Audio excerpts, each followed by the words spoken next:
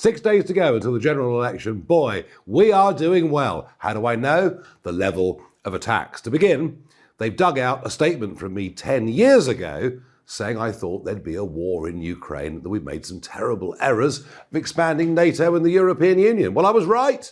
They were all wrong. But funny, isn't it? That now gets conflated into I support President Putin, which I never have. I've always thought he's a very, very bad and dangerous person. That was the beginning.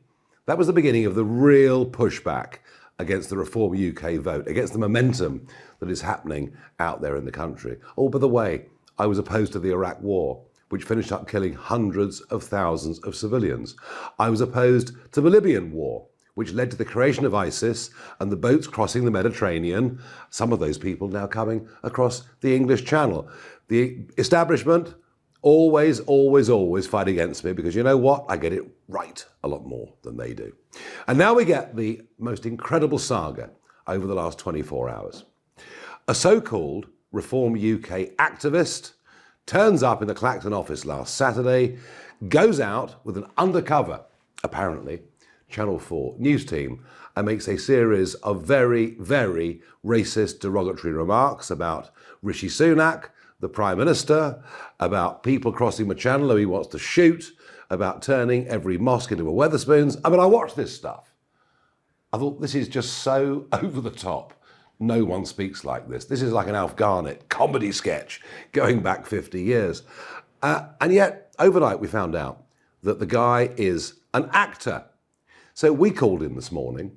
The Daily Telegraph called him this morning. He denied being an actor. After a short period of time, he admitted to other media outlets that he was an actor.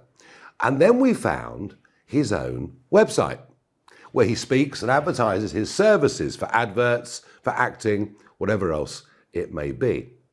And he describes himself as being very well spoken, but he has an alter ego. He can do what he calls rough talk, all right? Now, when he turned up in the office in Clacton last Saturday, I was there at the desk working. He turned up and it was proper call blimey governor, right? He was playing the alter ego. He was acting and not being himself from the moment he arrived. Then he goes out by coincidence on a canvassing team with an undercover reporter from Channel 4. We've also discovered over the course of the day that on another website, he advertises his services for doing undercover filming. I mean, you literally, this is like Netflix. You literally couldn't make this up. Now, we went back to Channel 4, questioned who this guy was, the veracity of what he was saying and in what role he was positioning himself. And Channel 4, interestingly, denied that he was an actor. And yet, we've now found out he's done acting parts in the past for Channel 4. Can you see how the evidence is mounting up? Now, what I don't know is whether he was paid to do this or whether he volunteered to do this. That part of it, we just don't know. What I do know is that this is a stitch-up on the most astonishing scale. And think about it. An activist for a party, not a candidate who holds no position whatsoever, makes the front page of the Times newspaper. The Prime Minister responds to say how awful he feels for his two daughters about this racist remarks that were made about his family. Folks, this is the biggest stitch-up I've ever seen in my life. And I bet you there's even more we're going to find out. Even more will come out over the course of the next couple of days. Well, you know what? You only start taking flak, as they used to say in Bomber Command in World War II, when you're getting near the target. And we're getting near the target. The establishment are literally terrified of us. Terrified, not just of us breaking into Parliament and getting a bridgehead, not just terrified of me being the voice of opposition to a very weak Starmer government, which it will be, and hey, the divided Conservatives couldn't possibly provide anything like that.